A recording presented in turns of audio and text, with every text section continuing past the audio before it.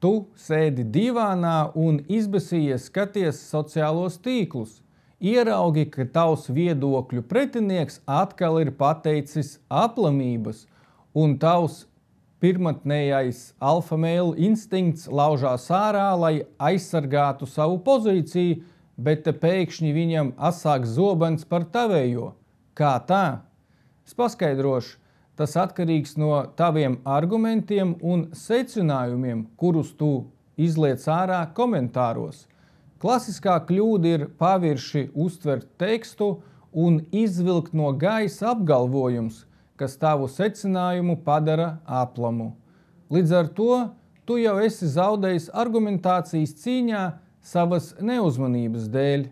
Argumentācija un kritiskā domāšana ir labas diskusijas būtība, bet, diemžēl, labu piemēru nevar uzreiz Latvijā atrast.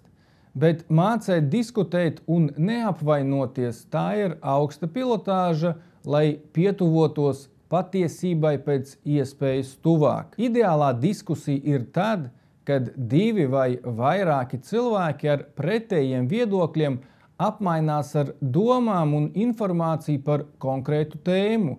Diskusijas mērķis ir sniegt izpratni, nevis lamāt otru par nepareiziem viedokļiem un uzskatiem.